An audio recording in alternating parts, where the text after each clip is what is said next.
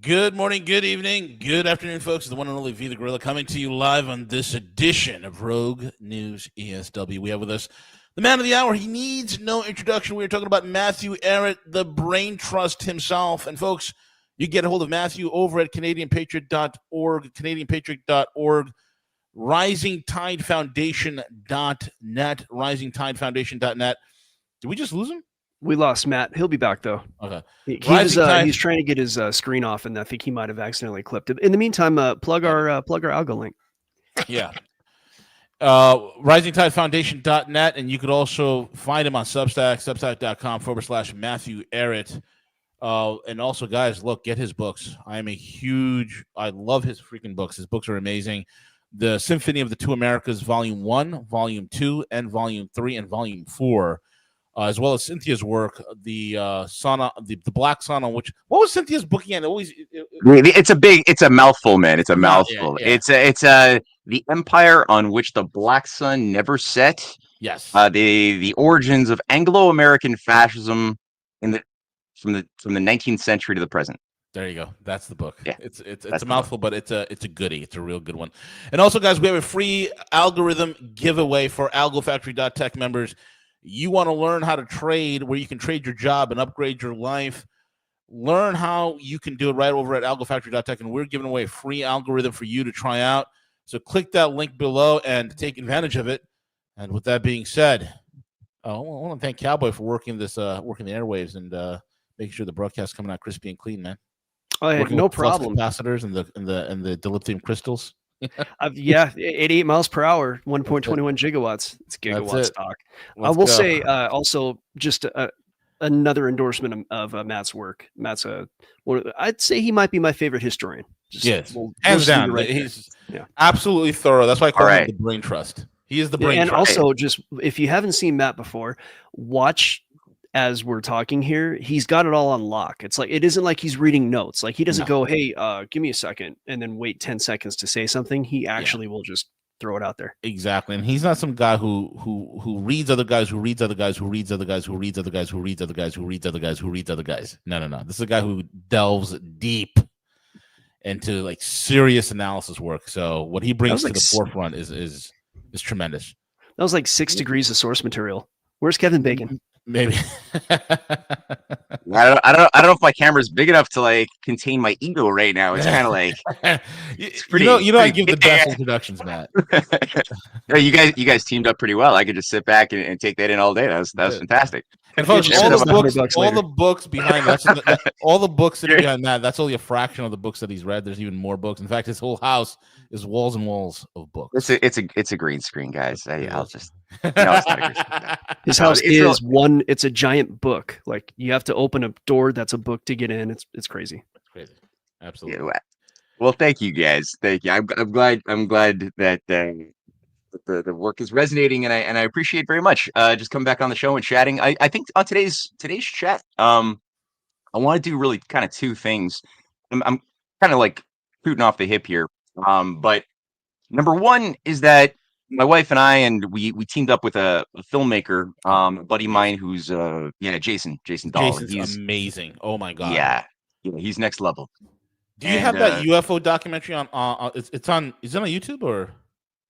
Yeah. Well, there's 4 of them. It's a series. So we've dropped 4 episodes of it's called The Hidden Hand Behind UFOs. Yes. And the first one came out publicly in December of 2023, and then I remember that. That was on the ancient roots of the mystery cults of the ancient times. And basically we start with how the different gods were manufactured by a high priesthood that managed things like the oracles at Delphi, the various sibyls that were basically doped up women who were channelers. Did you just write a new book, Mystery Babylon, The Age of Aquarius? Is that a new book? That's a newish book. Yeah, that I published as a trilogy. There it is. There's Mystery Babylon. Yeah, and The Age of Aquarius. Yeah. Wow. With Rosicrucian Golem. Oh my God. Edgar Poe. Yeah, you got the Black Sun there dripping onto a bunch of hippies.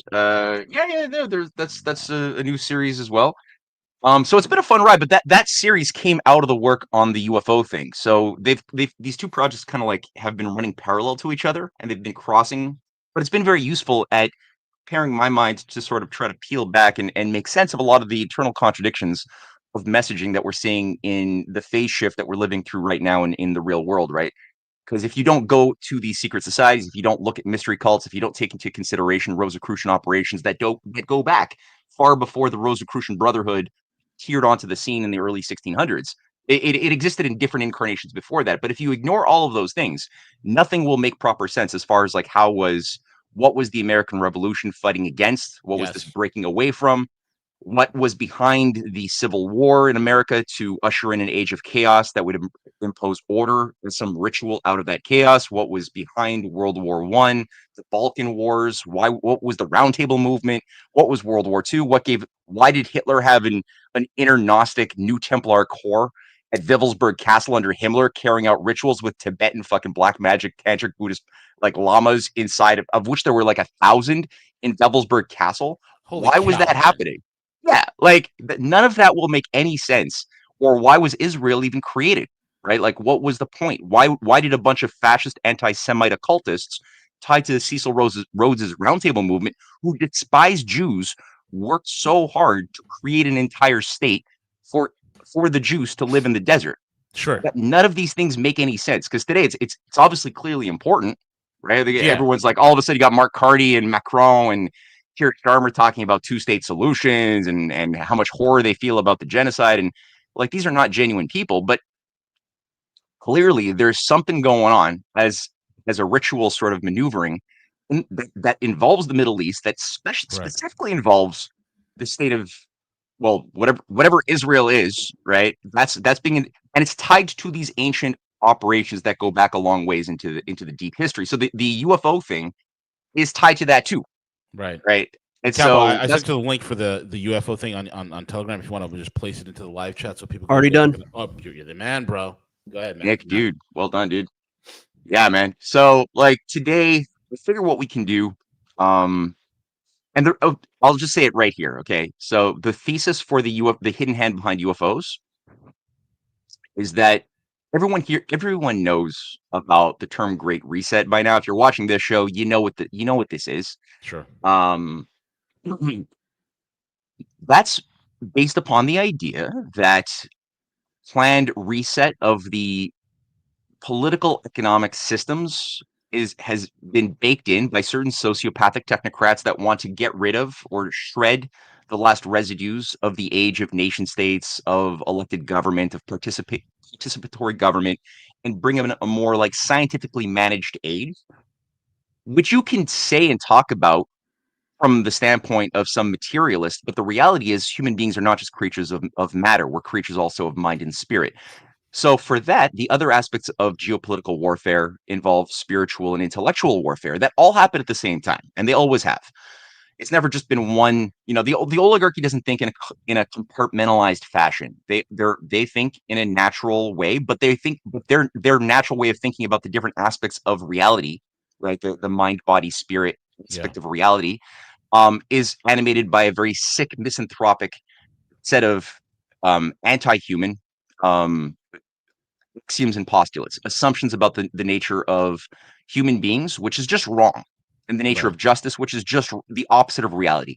So the point being is that they have to create a type of culture that will shape individuals who will then voluntarily embrace, at least those that are permitted to survive, the idea of a society of owning nothing, being happy, of living small and letting others that you don't have any say over manage your children's destiny. That's the sort of like wet dream.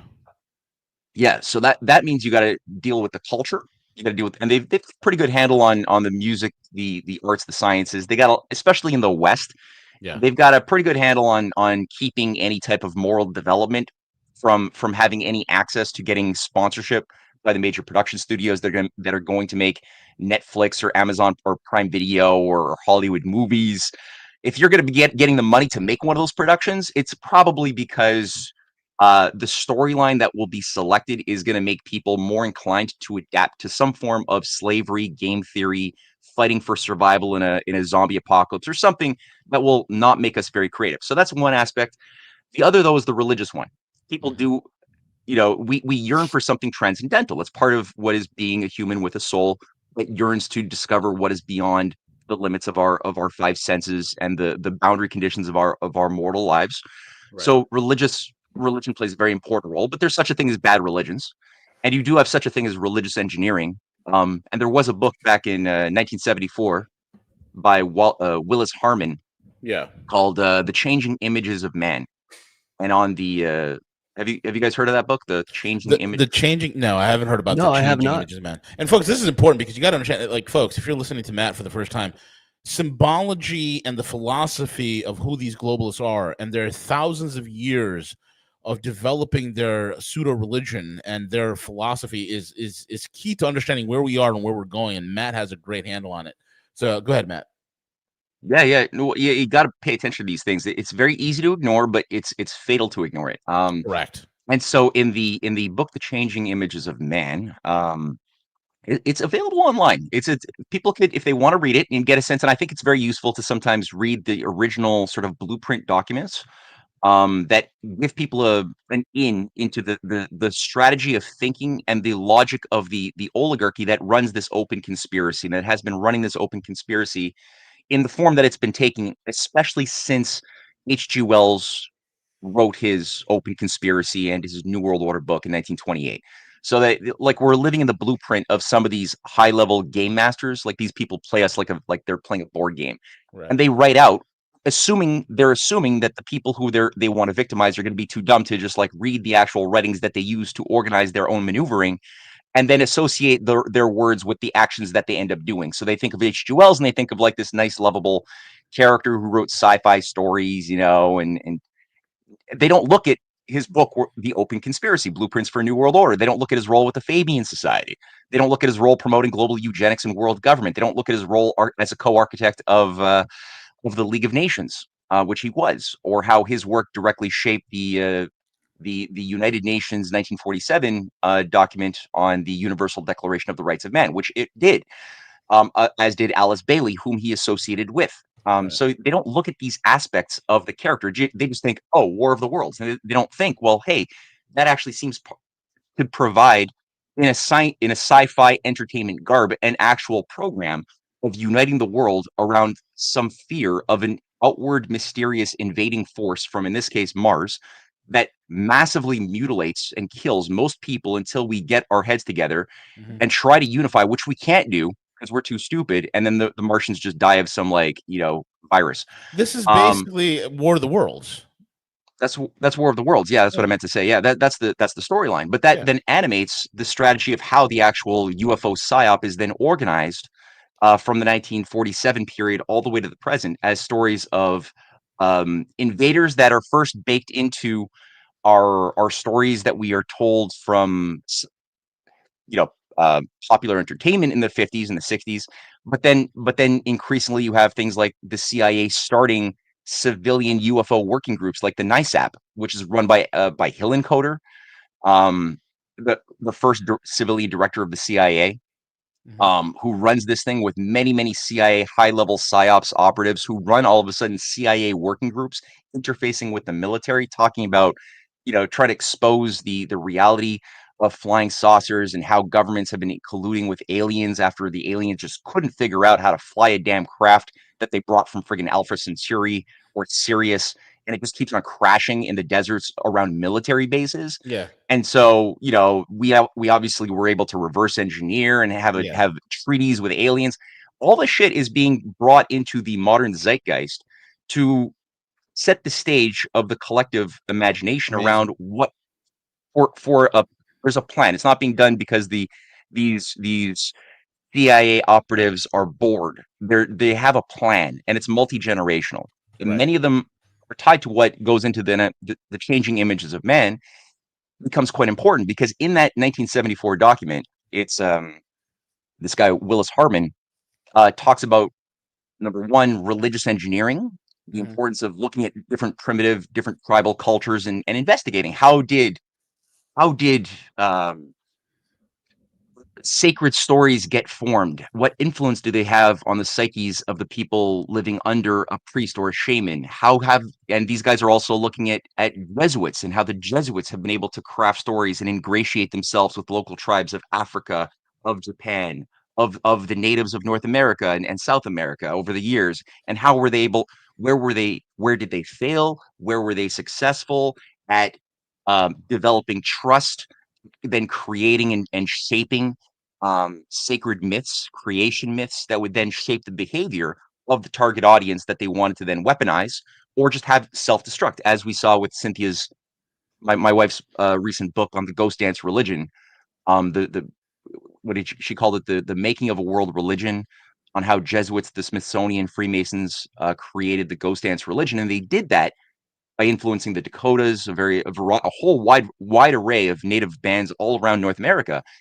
And we should maybe have her on at some point, but they did that specifically in order to get these natives to run into bullets, to get them into an altered state, right, by different techniques that you can do, breathing exercises, different types of narcotics, psychedelic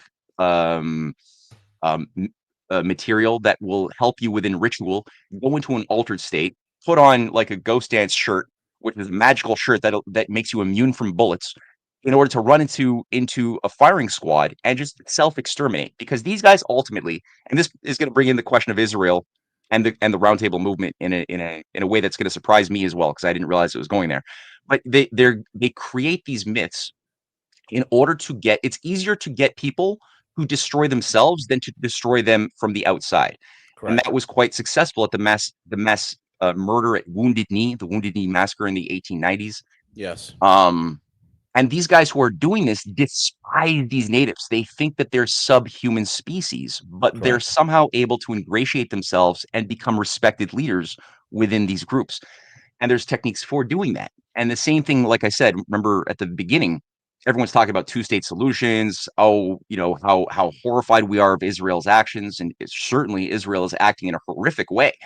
But the people who created the state of Israel, Lord Milner, the leader of the Cecil Rhodes Roundtable movement, right, who is after Milner dies, he's a co-author in 1917 of the Balfour Accords. It's not just Lord Balfour, but Balfour is also a part of the same Milner Fabian Society Roundtable group.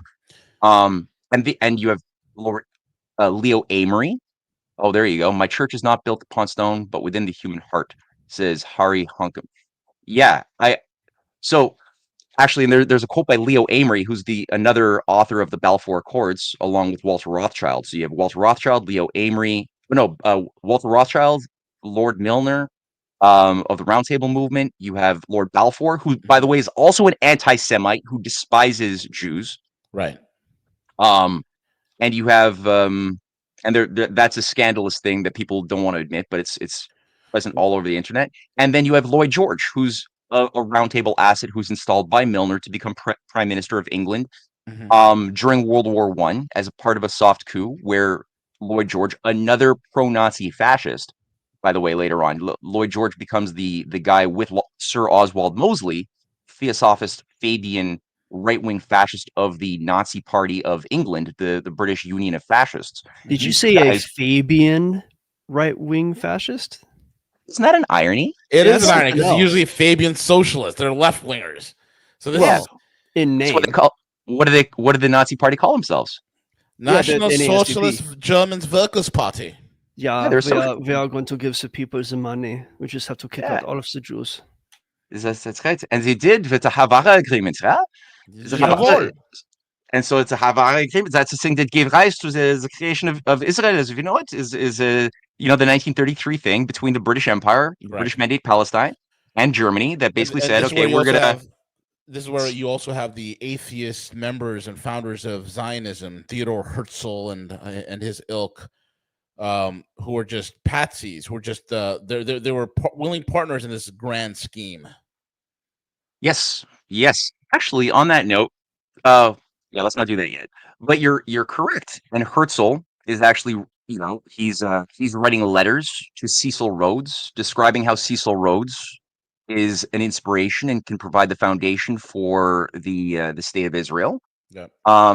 You know, and for those who don't know, when I mentioned the Havara Agreement, I encourage people watching this to Google it, check it out. But it's an embarrassing part that of Israel's past, where even these, you know, the ADL and others have to admit, or APAC, they have to admit that the biggest success of the creation of the state of Israel was this agreement the Nazis signed with the British Empire that resulted in like 60 or 80,000 Jews being sent down in a massive burst, where, you know, the governments would sponsor their possessions. Yep. It's expensive move. It's The expensive thing to. Yeah, that was in 1933 between the Nazis and the Zionists. They signed that agreement together. Yeah. Well, Yeah. it was between the Nazis and the British Mandate, because the British still had full control over British Mandate Palestine, and they had their assets at the time who were participating in this, like Rabbi Abraham Isaac Kook, who was the leading British Ashkenaz rabbi of British Mandate Palestine, who wrote actually something very interesting, which I'm just going to read right now. In fact, could you do a share screen for me? Yeah. Gosh darn it. He's here. Yeah. Sorry, that Okay, was on me. not a share screen. I have there my my screen share, but I can't have it play. So I did my share screen. Yeah. So if you can have it like show up on the stage, there we go. Cool. Now that's a You got to share. weird There it is. fractal thing. Here it is. No, that's not it. You have to watch the right here. fractal while by being on psychotropics, and then you'll find out that you are God. Yes, that's the conclusion that they want to take everybody to. So this is the guy, Rabbi Abraham Isaac Kook, Cohen Kook, who is the end times cultist and chief Ashkenaz rabbi for British Mandate Palestine, and he died in 1935. But the British installed him between 1919 and 1935. He worked closely with Jabotinsky, who is the one of the fathers of Israeli intelligence, the Haganah, you know, the Irgun, the Night Raiders, the groups that became the core of Israeli defense, the Israeli defense forces. But he wrote in his Orot that the truth concerning the land is revealed in Kabbalah. Jewish mysticism, Kabbalah, militates for life in the land of Israel. Rationalistic approaches to Judaism place no special value on the land of Israel.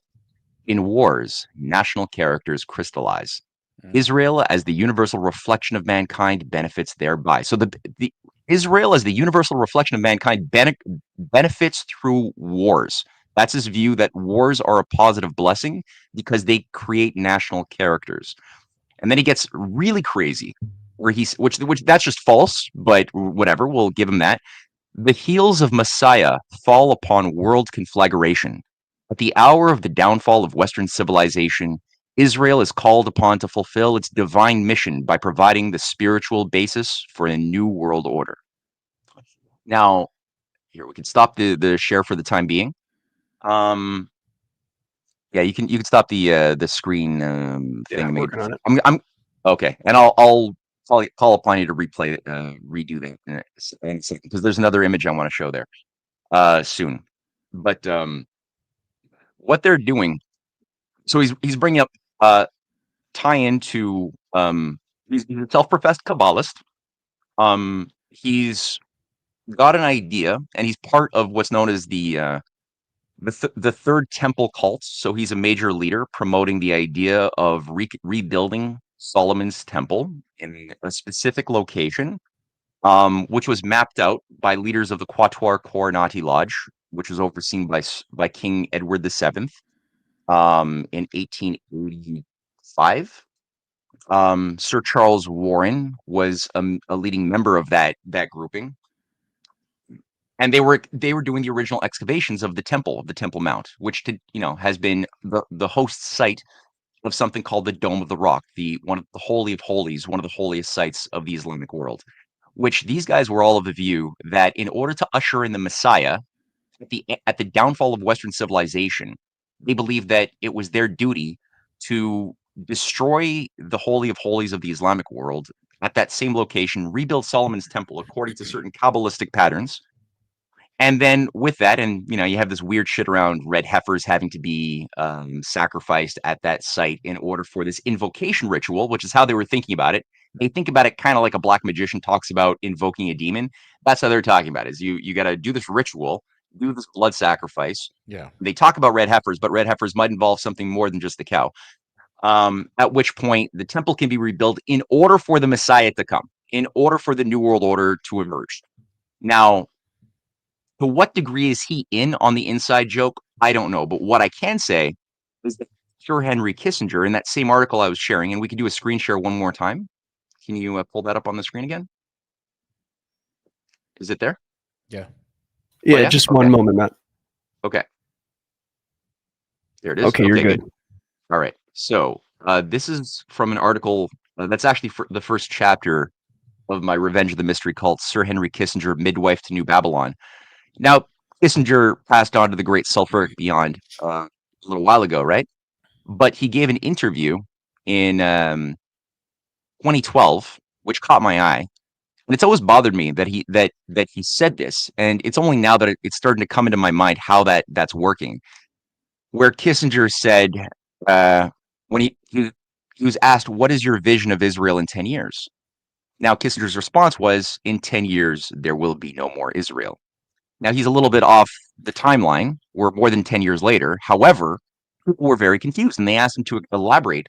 Because these were some journalists from Jerusalem asking him this question, and they asked him to elaborate. And all he did is he restated his statement a second time, saying, "I said it once, I'll say it again. In 10 years, there will be no Israel." Now, why would a guy who devoted his entire adult career to the growth and interests of Zionism all of a sudden take that type of tone? What is he talking about? So I think that that's a part of what people have to hold in their mind when they think about all of these contradictions. Why a bunch of anti-Semitic Nazis who thought that Jews were scum of the earth put so much effort into learning Kabbalah, like Eichmann. He taught himself Hebrew in order to study specifically Kabbalah. May I take a guess at this? Yes, you may. Or I don't want to. Maybe I'll ruin your entire presentation if I No, do. no, just go, run into it, do it.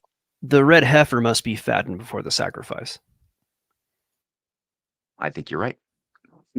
And maybe at the time the red heifer still had to be genetically modified at the same time, because I don't think that they necessarily produced a red heifer which can't have a single non-red hair on its body according to this prophecy. Sure. So from what I've read, it seems as though there was some genetic modification to get one of these red heifers, of which there were like 4 brought in from Texas.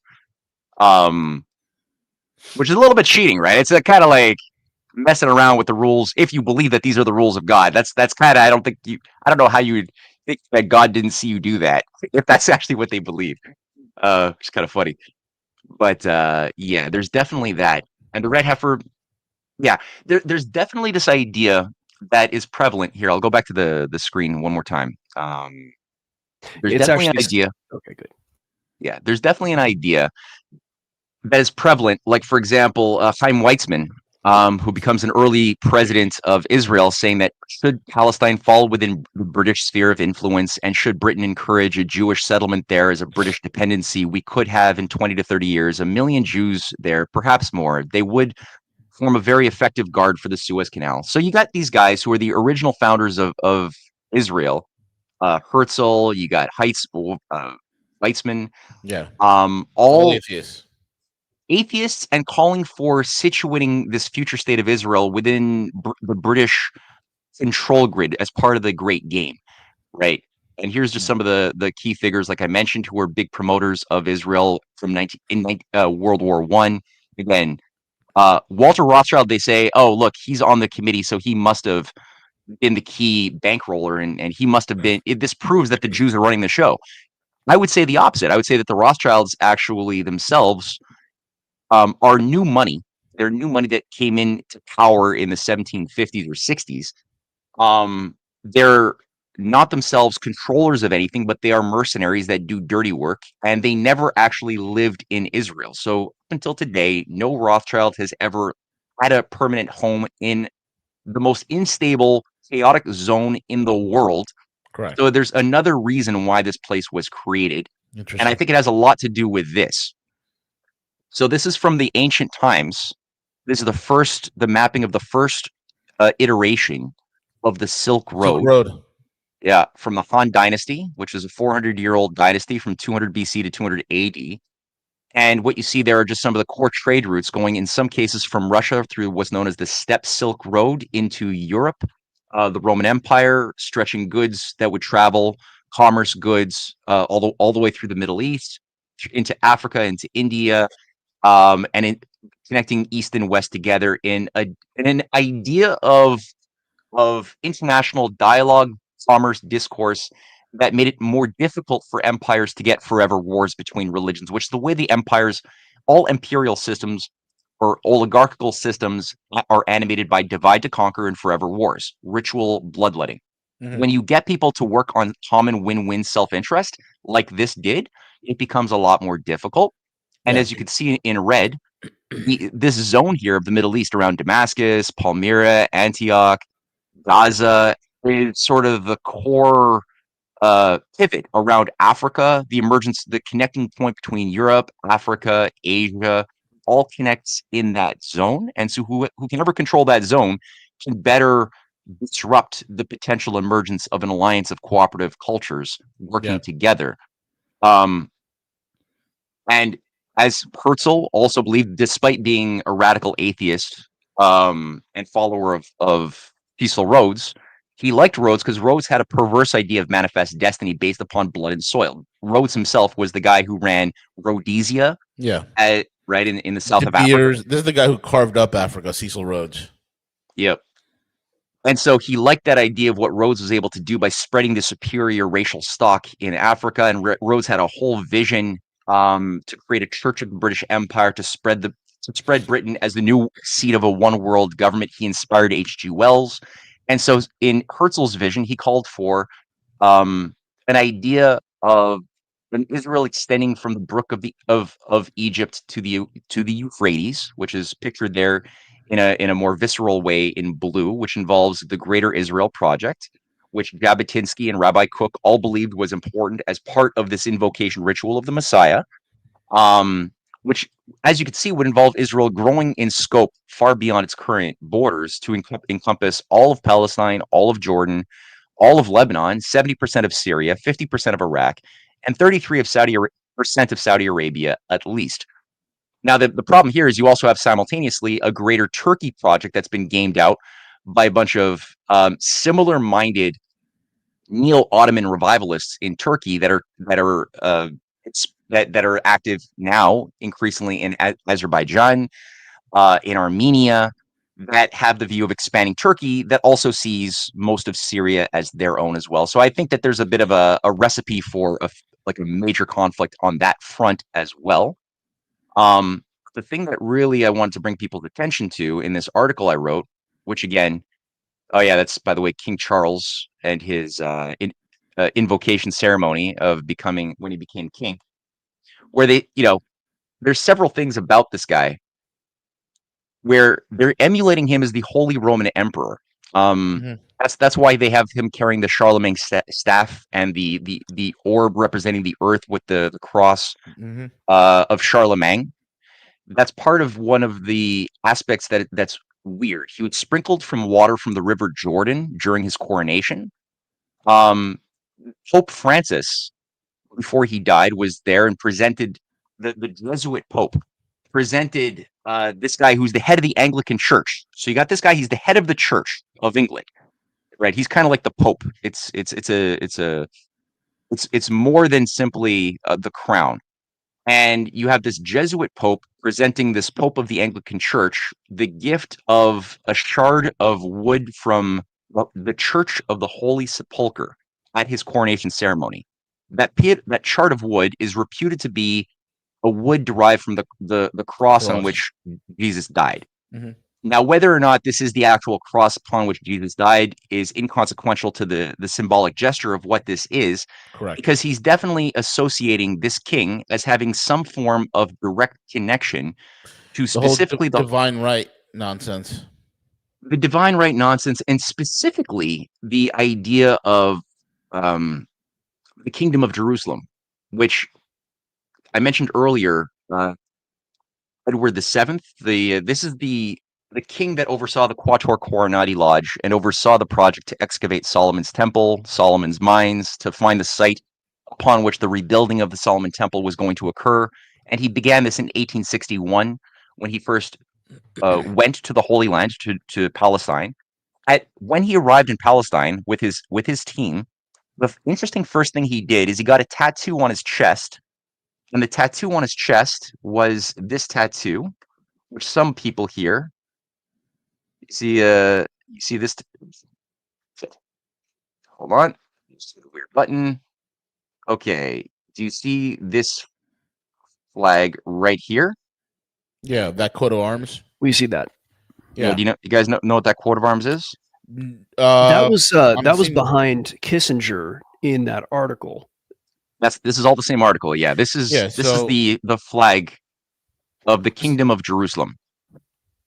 Yeah. Okay. And what you got there is the Kingdom of Jerusalem. So during the Crusades, from the First Crusade onward, up until I think 1250 something, there was, but it changed. It changed in its size. A Christian kingdom of Jerusalem, overseen by chivalric orders, knighthoods that had been set up to oversee this bloodbath of crusades, of Muslim versus Christian wars. Okay, That also I was going to ask about the similarity. Sorry to just interrupt you.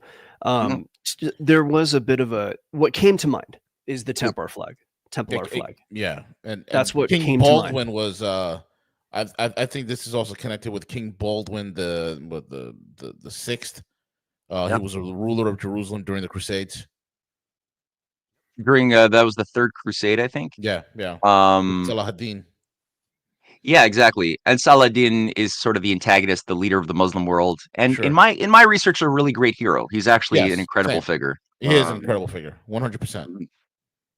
Now, but what's often overlooked is that the Crusades themselves involved this idea of recapturing the Holy Land for Christendom, and it was made possible by cooperating, yet a limited set of Gnostic orders masquerading as warrior cults, of which you had both the Knights Hospitaller as the first one created at the same year as you had what's called the Knights of the Holy Sepulchre. The Knights of the Holy Sepulchre are designed to specifically oversee the Holy Land. They still exist. They were reconstituted, but they have existed in an unbroken continuity from 1098 up until the present. They still exist, and I think they have about 50,000 knights and dames to their ranks that are full initiates. They control, again, that little church that housed the supposed cross of Jesus that was given as a shard to King Charles. That's one of their jurisdictions. They also control a lot of the educational policies of many of the Middle Eastern nations. That's another anomalous thing. They're very much tied to the United Nations, and they still exist. But so too exists the other order that was created that same year, which was the Order of Hospitallers. And here, let's just play this quickly here, just to run through the evolution of the Kingdom of Jerusalem. This is it at its peak at 1176.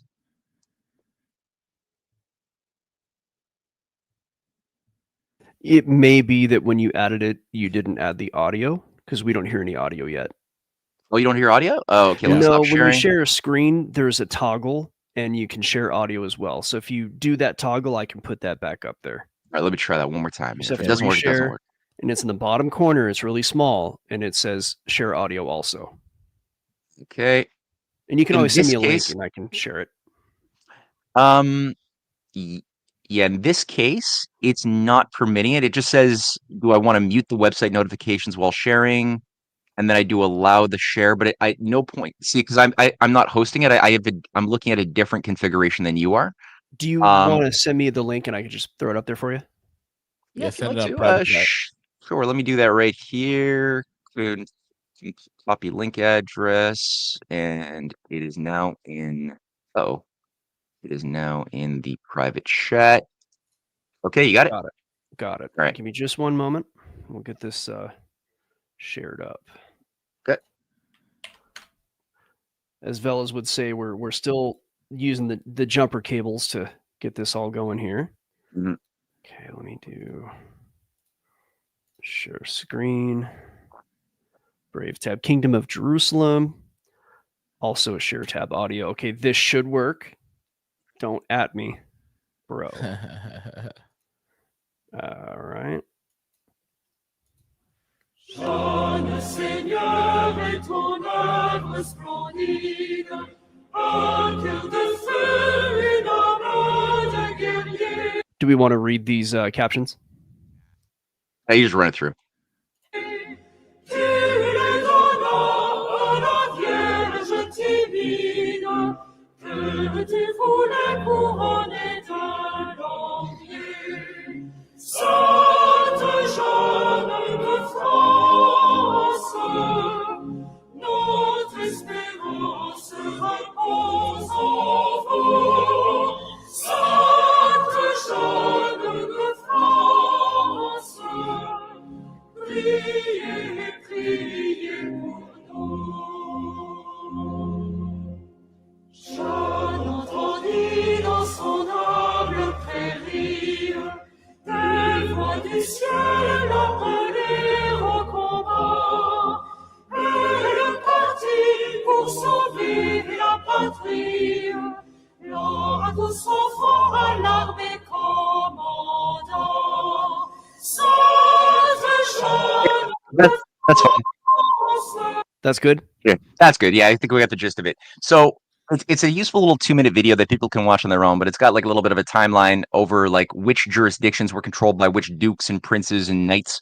And as you can see, the Knights Hospitaller took a big role there for a period. Some of them competed, a lot of them cooperated, but the idea was that the chivalric orders, again, had an initiatory degree system going from a non-initiate through a series of ritualistic experiences to becoming upwards of a grand master. So you had the Knights of the Holy Sepulchre, the Knights Hospitaller. The Knights Hospitaller later on were renamed as the Knights of Malta, the sovereign order of the Knights of Malta. Right. Still exists. You had the Knights Templar, the Holy Knights of the Poor Knights of Solomon's Temple, which was also created just about 20 or so years later by a Benedictine Grand Master, Bernard de Clairvaux. He ran the Cistercian order. The Knights Templar ended up becoming, they made sort of their headquarters within the area known as Solomon's Temple, or the Solomon's Mines, and were fixated about the idea of reconstructing Solomon's Temple at the end times, where they would usher in a new age. So that was part of their obsession. Now they worked also they ended up controlling very quickly most of the banking, the maritime shipping ports and networks. They became the foundation of what we know as, or at least they revived the ancient order of pirates. So the skull and crossbones, as we know it today, was actually popularized by the Templars. They were taken down in around 314 or so because they were getting too big for their britches. But they didn't disappear. They just ceased to exist in that form. You had another order later on, Chivalric Order, two from Spain, one from Portugal.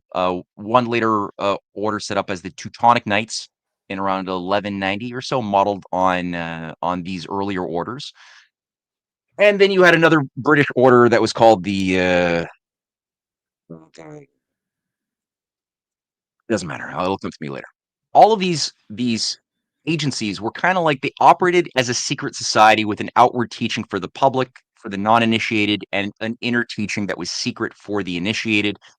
And they were not just Christian. You also had a Muslim order, nominally Muslim, called the Knights, the Assassins, the Assassin Knights, right? Or the Hashashins. And they got their name. They've been popularized in the recent video game Assassin's Creed, but it was a real order, and it still exists in a different form. But it's got a direct continuity to something that exerts a lot of influence in today's world, especially within the Muslim world.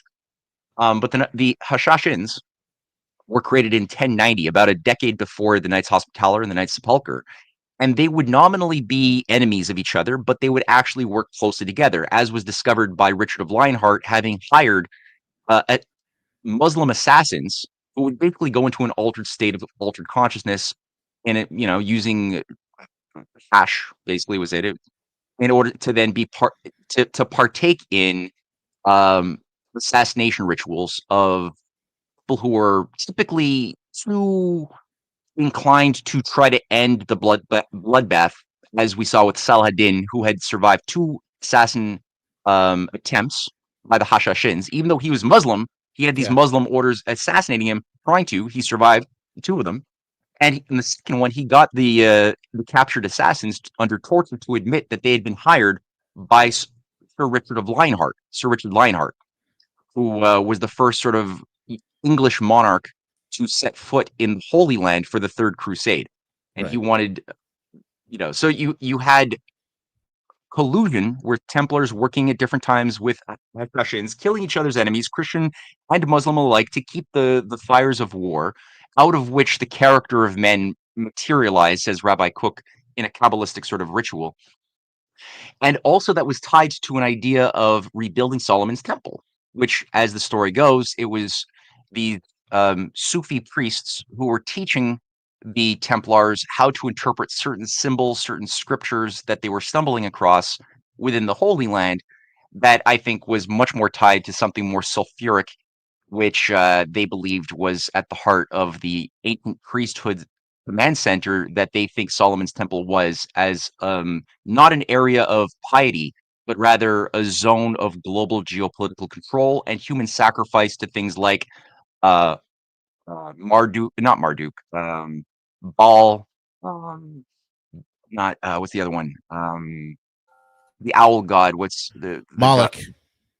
Moloch. Oh yeah, so you had Moloch as well, who's actually not really an owl god, but he had at different times like a cattle, a cattle, bovine as yeah. well. Yeah, depending on the age, Moloch was either bovine or avian. Yeah, exactly. And that's the way you worship to Moloch, is you have to kill a baby, and you put the baby in the fire. Lord Moloch Brown. Was that Lord Moloch Brown? Yeah, maybe that was not a coincidence, eh? Yeah. Lord Moloch Brown. Yeah. So that's how they perceive what Solomon's temple represented, as a holy site of profanity. So they see holy, like the idea of sin and virtue, as 2 sides of the same convergence. That Christ and like the idea for them, for these Gnostics, is that in the inner elites of the enlightened ones who go through all of the ritual, they are the ones who are strong enough to realize that good and evil are the same thing, that Christ and Satan are the same thing, and that you have to merge profanity, or the profane and the sacred, together in rituals of murder and sex and things that seem to be very creation and destruction. They seem different, but they have to be merged for the wise man to emerge. This is a big part of Carl Jung's doctrines as well, as part of what involves deep Jungian psychoanalysis. If you want to go into the deep levels, that's part of the experience. Well, the shadow work, if you will. The shadow work, yeah. Integrate with the shadow, yeah. So all that to say, these agencies all continued to exist for the next millennia, and they still exert influence, and they're too often overlooked as defining features of what caused the Round Table movement, what caused the State of Israel. Why are people obsessed with, UFOs, even? Like this idea of trying to redefine this thing called UFOs, or ETs, as being interdimensional beings that are actually demons and angels, who are some good, some bad, right? That have to do like this sacred ritual, anal probing and mutilation, like cult-like mutilation of cattle, of other things. Why do they do these? Why are these sublime beings? Exactly. There's so advanced technology. They only crash land in America. That's the only place they crash land. They don't crash anywhere else. And it's always near a military base for some reason, right? Yeah. And why is it so similar to satanic ritual abuse, like and satanic mutilations from satanic cults? Wow, what's going on here? Could there be a connection? Yeah. So I think that's part of what people like Jacques Vallée and others have been preparing the groundwork for, and what you see right now in bursts in the media and propaganda machine called the media in general, where they're trying to legitimize this in Congress, with the UFO disclosure operation is what they're trying to do is, under the context of severe psychological trauma that they want to put people into, redefine what religions are. And this gets back to what I was talking about with Willis Harman and the changing images of man. And what's Villa saying? What Matt is discussing about aliens being demons or angels, that is directly what was the symbolism in the movie Signs. Exactly. Yeah, M. Night Shyamalan's movies are all... Well, when I was saying that the only movies that get funding have to make people more pliable and more inclined to adaptive behavior when it comes to these oncoming psyops, that's what I'm talking about. It's full of occult ritual. It's full of like preparing our minds to make us more mushy, more inclined to not criticize the fact that we're living under an age of sorcerers who use illusionist trickery, and they have a lot of power to use high quality illusions, especially with the age of CGI, blue beam technology that can project, very realistic holographic tech into the skies to make it appear as though Jesus, like they've done in Brazil on a couple of occasions. There's like these people can go to YouTube and see images that freaked out a lot of like Catholics looking at the sky and all of a sudden seeing a hologram of Jesus appearing from the clouds. There's going to be a lot more of this sort of thing that, again, people are not going to criticize if they've been mentally and emotionally prepped by watching and immersing themselves in hundreds of hours of what they thought was entertainment in movies and shows. And it's not entertainment. It's preparing them. It's programming them. And they want to redefine all of the religions, Muslim, Islam, and Christianity and Hinduism. They want to redefine every world religion around UFO cults. So they can't get rid of these ancient religions. That's too hard to do. But what they can do is co-opt them and redefine what you thought you were worshiping when you were doing your rosary, if you're a Catholic, or what you were doing when you thought you were interfacing or praying to Jesus as one of the hundreds of Protestant sects, or what you were doing when you thought you were praying to Muhammad, or not Muhammad, to Allah, and if you were a Muslim. So you all of a sudden, Muhammad, when he flies up on a donkey into the sky, it's actually it's actually a UFO. When Jesus is performing a miracle walking on water, it's actually that he's got superpowers because he's either himself an alien or he's interfacing with alien powers from another dimension. And you've got different flavors of theories that people then debate and play around, but it's all taking you to the same place. And that this is the big disclosure today, that the aliens have been seeding, humankind is the big one that they've been promoting for a long time, is that the aliens have seeded the human race by interbreeding with monkey, or at least creating lab Anunnaki myth hybrids. There's that whole Anunnaki myth. This is that whole we see this with Hollywood with Ridley Scott and Prometheus, the whole alien saga. The engineers, they drank a concoction that completely ripped apart their DNA. Their genetic material is the makeup of what eventually becomes humanity. It's crazy, bro. This is all occultic. It's totally occultic. And if you look at it, like there's sort of like two doctrines of that. They want the dumb people to believe in the low level version that aliens created, like a hybrid species by genetically modifying monkeys that they found on Earth with some of their own genetic stock in a laboratory, and then have been like, they've been the gods overseeing us and fucking with us now for the past, millennia. But then they also believe in another more secretive story that you can get by reading enough of their writings, but they all seem to believe this, which is for the bloodlines, for those of the higher elites.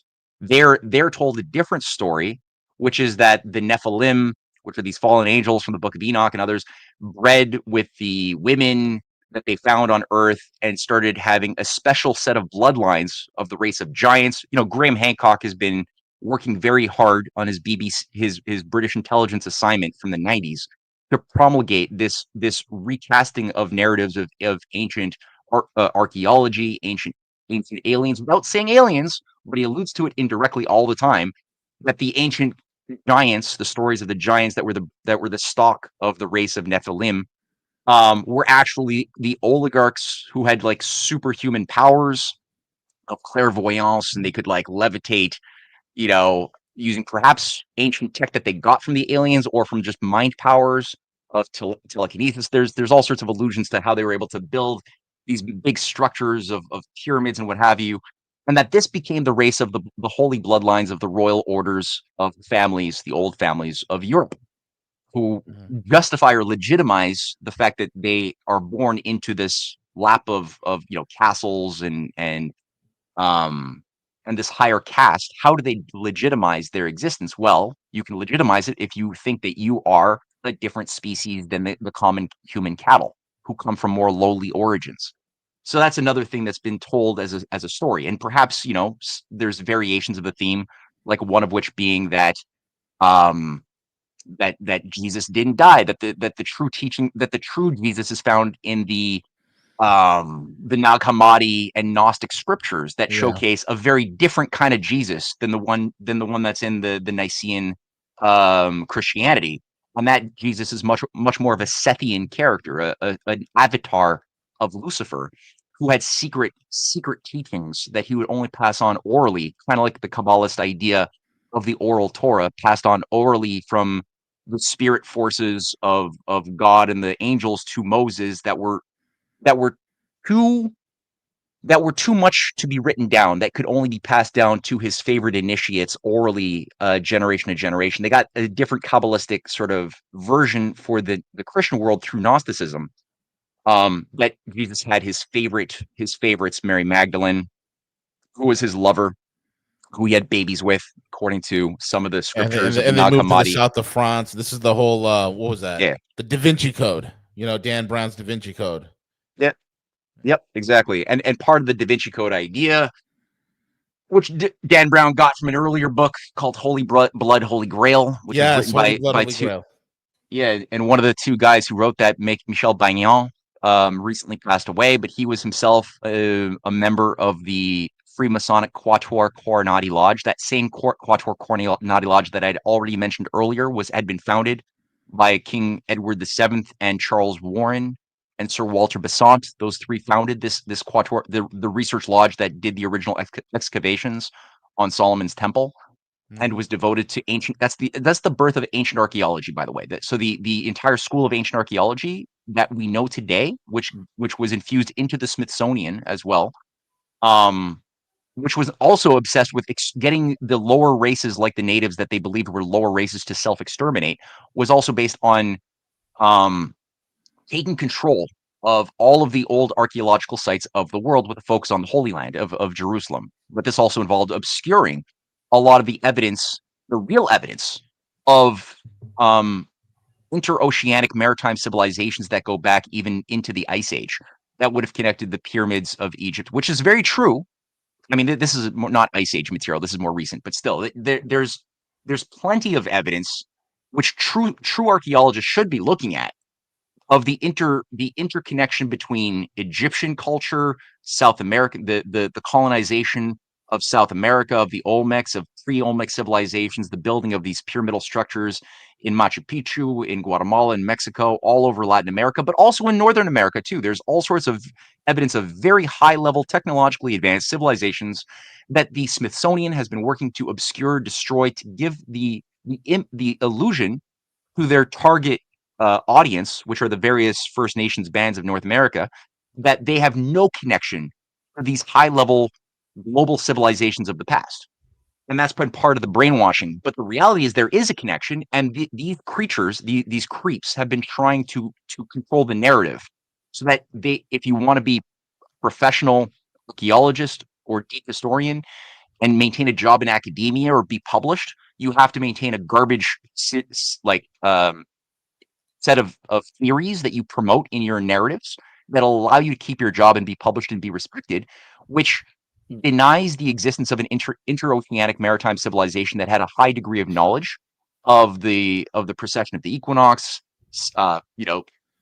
things that involved understandings of the golden section that animated the construction of the pyramids, that had, who do you think that civilization was, Matt? Yeah, you're starting to get into, I can just see Velez loving this conversation, and he is in the chat right now, because this is Velez territory. Hey, Velez. Not that it's a territorial thing, but this is one of his favorite subjects.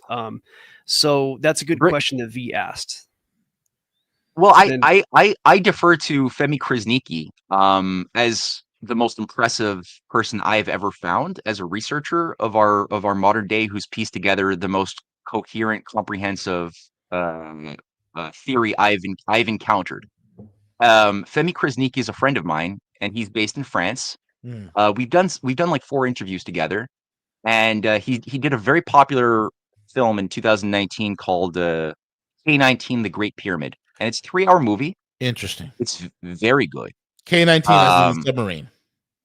Nah, I don't know why I called it. I don't know why I called it K-19. I don't think the name is a great name, but yeah, it's just called the Great Pyramid K-19. Don't ask me why I called it that.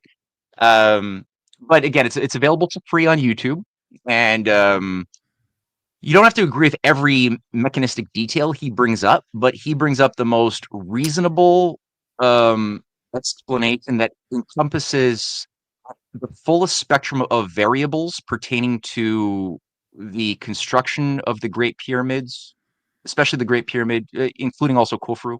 But the materials, he has a materials explanation pertaining to uh, w- w- how these giant multi-ton bricks were molded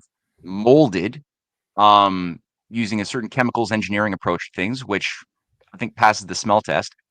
He's got a hypothesis could that involves the geometry of the golden section that is in common with also the creation of the metric system, the origins of the metric system that he has proven to be that the popular explanation of the metric system that it came out of the French Revolution is garbage. It was known in ancient times, and it's derived from the golden section. It's not something that emerged separate from the golden section. And that's a lie that's been told to us, promulgated by Freemasonic agencies, that it emerged out of the French Revolutionary period of empiricism, which is not true. And he proves it again in the interviews I do with him, and a bit in that documentary, how that cannot be true. It's impossible. And also the interconnection of these different civilizations stretching from India, Africa, all over the Americas. He does a really great job. It's so good. Now, I think he's a bit naive towards the end of that documentary, where he has the hypothesis that the secret society or the secret agencies that manifested in more recent years as the Freemasons in the early 1700s have been principally virtuous. That's his view, that they've been maintaining these secret technologies of various types of moldings, castings, which were used in many medieval architecture as well. And I think that that's also quite true. But he has a naively overly. I think maybe he's overcome that, and he's probably a bit more critical nowadays than he was 6 years ago. But he treats them as if they were only virtuous. I don't think so. I think that there's something much more nefarious at war with another agency within various lodges, different secret societies, builders lodges, especially of the medieval period, that were then taken over by black magicians, and that I don't know how many serve a positive role nowadays.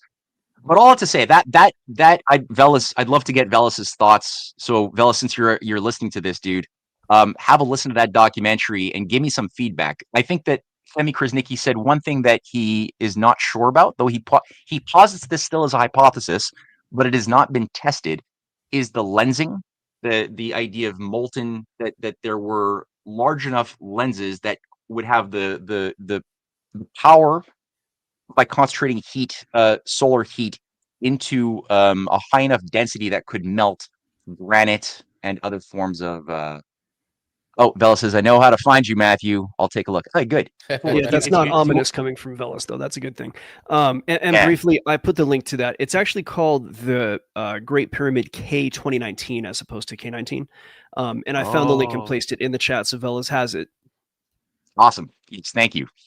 And he did a second follow-up video more recently, called the 10th hieroglyph, and I think it's now in English, going through the origins of the metric system, which is extraordinarily good. No need to have recourse to aliens, to Atlantean civilizations with high technology.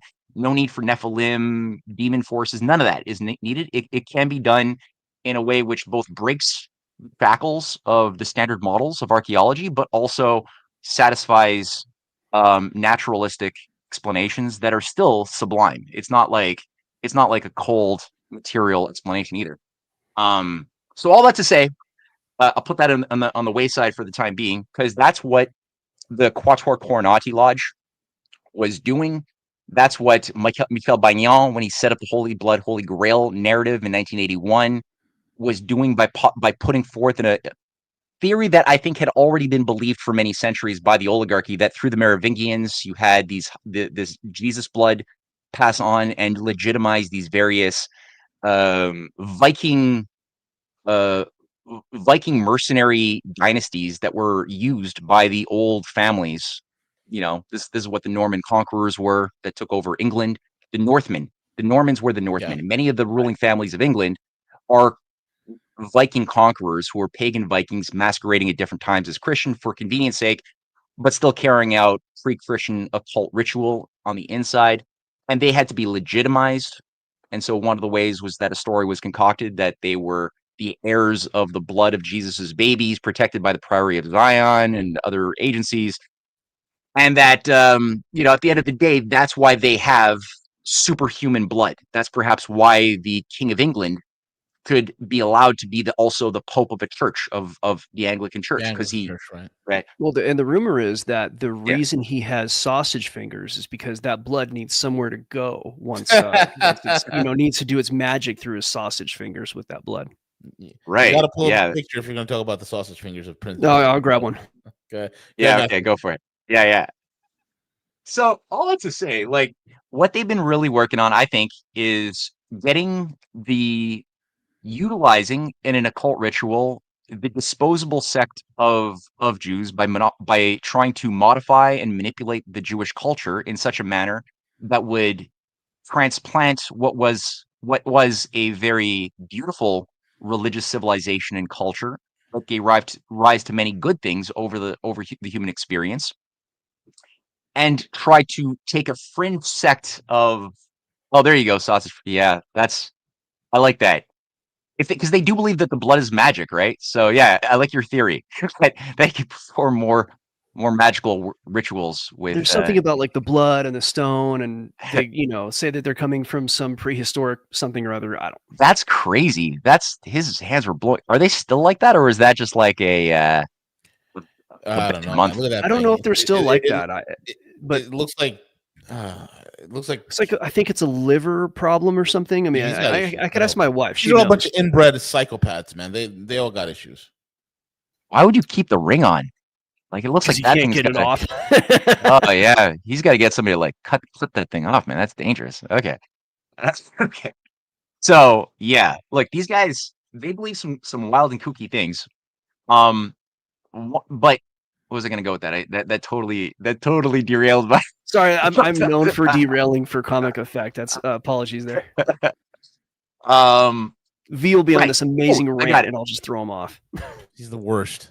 That was, but no, I got it. So yeah, part of I think what they're gaming at is to get to try to take a fringe satanic cult acting as if it was Jewish, but not really ever being Jewish, that would then take control and influence the Jewish culture around what becomes Zionism, in order to become obsessed with the blood and soil as the foundation of a national identity, which was done pretty successfully over the 20th century, to make the actual physical land itself of Greater Israel the source of the religion, not the moral or ethical practices or the values or any of the higher spiritual teachings of the Torah. None of that would become the focus, but rather the specific blood and soil, the blood of the people and the soil of the land would become the foundation of an entire cult that would be willing to do things that would even undermine the viability and the survival potential of the people living in that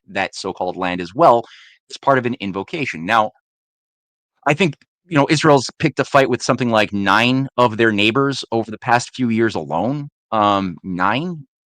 They're picking a fight with everybody, and now they've harnessed enough of the condemnation of the entire world that I think we're entering a new phase. I'm a little bit nervous to see what that phase is going to look like. I don't like it, but I think part of the idea has always been to cleanse, to get the people there to self-destruct and to eliminate the Arabs and Jews who have been living there by and large, in order for the kingdom of Jerusalem, in a sense, to be reformed in a way that it failed to become immutable 1,000 years ago. And the Roundtable movement of Cecil Rhodes, of which created things like Chatham House, the Royal Institute for International Affairs, being the dominant think tank that created or that controls its sister branch in America, the Council on Foreign Relations. That's something that Mark Carney had led as president for a period until he was made Prime Minister of Canada. He was the president of the Royal Institute for International Affairs, which is the top dog think tank that navigates and manages the Five Eyes, the entire growth and management of the infiltration and reintegration of the United States back into the fold of the British Empire as a new sort of revamped world empire, following the lines of H.G. Wells's blueprints for a new world order, his Open Conspiracy, as well as the Willis Harman Stanford Research Institute operation that involved also Joseph Campbell on that team, who is a Carl Jungian philosopher and social engineer who became the guru of George Lucas in the 70s, who inspired Lucas's creation of a new modern sci-fi Grail Knight myth. The Grail Knights of old being the stories of King Arthur's Round Table and all of the romantic knights that would save damsels from dragons and go through rituals like Wagner's Parsifal and Ring trilogy, which were initiatory rituals that would bring knights into becoming adepts to join things like the Templars, these chivalric orders like the Hospitallers, to carry out ritual murder on behalf of a higher set of bloodlines. And that idea of recreating new Grail myths for the 20th century was at the heart of Joseph Campbell's considerations and what George Lucas described as he was consciously animating his ideas in formulating what becomes Star Wars and the Grail Knights living in a Manichaean universe of forces of darkness and light that balance each other out in this Manichaean dualism, with specific knights that can only be trained if you're part of special bloodlines, and then you can be trained in a very Rosicrucian thesis, and that can imprint themselves onto astral planes, as you see with these characters, and clairvoyantly do telekinesis, telepathy, other things, which was a big part of what oversaw the revolution in military affairs. This is what was applied directly when you had, there's this film called Men Who Stare at Goats that was based on a book by John Ronson. That was based on a true story of what was actually done to control and completely retool the U.S. military into an agency of modern Mithraic Jedi Knights, following the thesis of seeing themselves as wannabe superhuman soldiers or beings divinely endowed with an idea of going into a new crusade. And that's where they had the Jedi Knights, the Jedi Warriors program, which people like Colonel John Alexander and General Stubblebeam had overseen in the 1980s, which continued, which was based on taking high-level soldiers who had been traumatized in Vietnam, sending them down into drug communes, into Esalen, in order to learn how to run through walls and levitate and blow the hearts up of your enemy from 1,000 miles away by just, meditation and visualizations. And this Jedi Warriors program, that's its official friggin' name. This became the vanguard of the next generation of super soldier that oversaw things like Desert Storm, the Iran-Contra, where they were positioned increasingly into high-level positions of influence. This is what Michael Aquino, the Colonel Michael Aquino, was a part of as well when he was writing the Mind Wars program to create a new Excalibur of Mind Wars that I talk about in episode 3 of The Hidden Hand Behind UFOs. Michael Aquino being the arch Satanist and head of the Temple of Seth. Again, that splintered off from Anton LaVey's Church of Satan. He became one of the top level military figures overseeing this revolution in military affairs, as well as bringing about what becomes 9/11, what becomes the entire new Crusader age of forever wars in the Middle East that 9/11 gave us. and that people like, Bill Clinton, a Rhodes Scholar, helped set the stage for by bombing Yugoslavia, which then like weaponized even more the NATO in the post-Soviet age to become an instrument of warfare instead of just, which it shouldn't even have existed. And so all of that comes out and nudges people in the same direction, around religious engineering, restoring the temple of the Kingdom of Jerusalem, restoring this idea of a rebranded global British Empire, which was Cecil Rhodes's dream. And maybe what we can do as we end off today's show, and we'll chat a little bit before that, but I'd like to play one of my four. I just released a new documentary. Oh yeah, and that it's called Mark Carney's Dystopic Pedigree. It's now available for paid subscribers on my Substack. People who are not paid subscribers can still watch the first half for free. And then in about 3 or 4 weeks, I'll make the whole thing free. But for the first 3 weeks, it's only for paid subscribers as a thank you for people who support the work we're doing. But I've got a couple of clips that Jason Dahl pulled out. And one of the clips I'd like to play that plays into what we've been talking about has, and this is Nick for you to, I hope you're able to pull this off. If not, that's okay. It involves the Church of the British Empire. As the thumbnail that you would see. I think it's like a yellow thumbnail, and it's about 3.5 minutes long, maybe a little bit shorter, and it goes into Mark Carney and Cecil Rhodes. So are you able to get that, Nick? Yeah, it's up. Well, it will be up. If there's no audio, I have to try a different method. So let's see how we do. Okay. And let me change this real quick. And we'll do this. Okay, let me know if there's audio, because I won't be able to tell from my end. Is there audio? It's very quiet. It's very quiet. very low. It's coming through my microphone. Allow me to try this a different way. Usually we do this through links. So give me just a moment, and maybe think of. You'll have no problem thinking of something clever to say for the next 60 seconds. I know that. Well, one thing you could do, actually, if you want, is go to my Substack, and if you go to my Substack, do you have a link to that? And then you could play a portion of the film itself, which is available for free. I can link it to you right now. Let's try this first. Okay. Open. International Settlements Financial Stability Board from 2012 to 2018, Mark Carney directly oversaw the growth of this international time bomb. Leading bankers supporting the ESGI, like Mark Carney, have said that over 6.5 trillion euros could be mobilized under this new index, an amount estimated to grow to 50 trillion by 2030. But how could such money be generated for a global green banking reset, you may ask, when no money seems to be available to provide for adequate hospital care or even basic infrastructure for the population? Is it possible that those who orchestrated the growth of this financial time bomb, such as Mark Carney, are also counting on a new system being forced onto the world after a period of pain? On top of this, the creation of green bonds, which Carney has promoted, runs hand in hand with the bail-in mechanisms which have now been implemented across the transatlantic nations in order to steal trillions of dollars from pension funds, savings, RRSPs, and mutual funds the next time a bailout is needed to prop up the too-big-to-fail banks. After all, they now sit atop a nearly $2 quadrillion derivatives bubble just waiting to blow.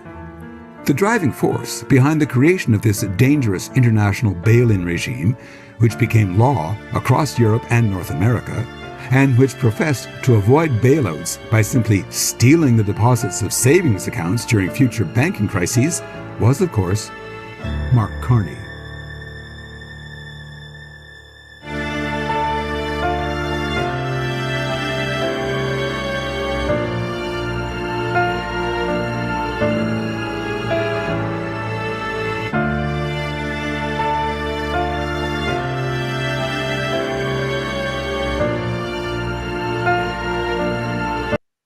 And I also I have the second one, if you'd like me to play that.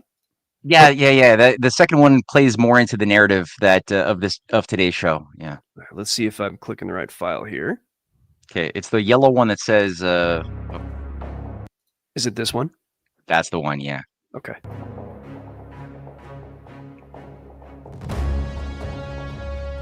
Built by Rhodes and continued by Oxford-trained acolytes such as Lord Alfred Milner, Philip Kerr, George Parkin, Leo Amery, and Lionel Curtis, this invisible empire sought to entrench British dominance through education, think tanks, and financial power.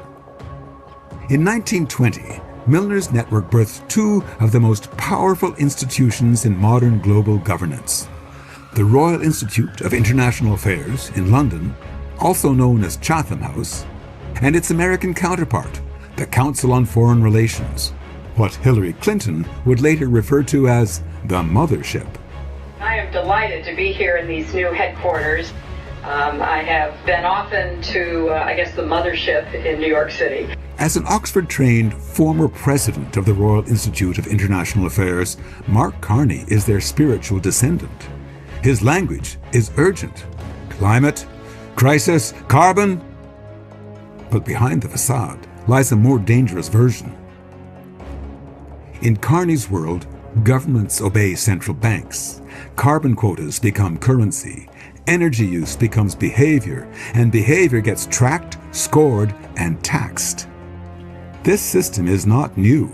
In 1933, a group called Technocracy Incorporated proposed a North American technate ruled by engineers, not by elected officials.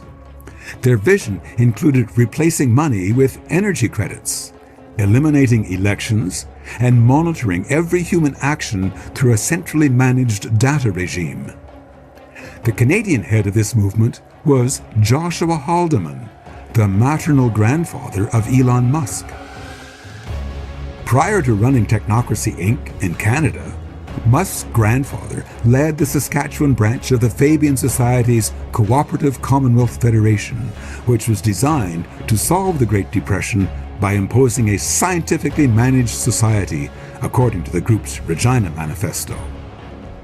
This organization was itself created in 1931 by 4 Rhodes Scholars and 2 Oxford-trained Fabians, with one member who would go on to spearhead the creation of the North Atlantic Treaty Organization, and another who would manage Pierre Elliott Trudeau at the Privy Council office in Ottawa. Pierre Elliott Trudeau was himself trained by Rhodes Scholars like William Yandell Elliott, and initiated into the Fabian Society under the tutelage of the London School of Economics' Harold Laski. These ideas, control through cybernetic systems, management through data feedback loops, permeated Canadian political life throughout the 20th century.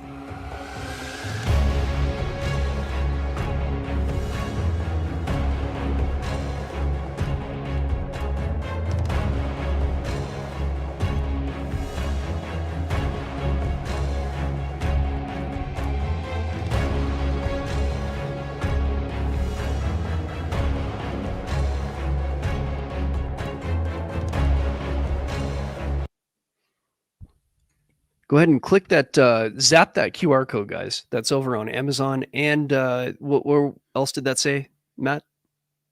Yeah, people could watch the video right now, the full Carney documentary on my Substack, which is matthewerett.substack.com. First half, like I said, it's 35 minutes long. The first half for free, the whole thing for paid subscribers. It's $5 a month.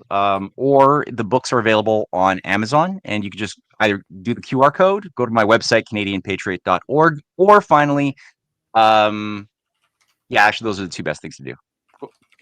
Okay, I just put all those links in like the chat, and and also I believe most of that is going to be in the description as well. Sweet, cool. I can't see you guys. Oh, there you are. Okay. Yeah. Oh, I saw the film on the stage, so people get zap that QR code.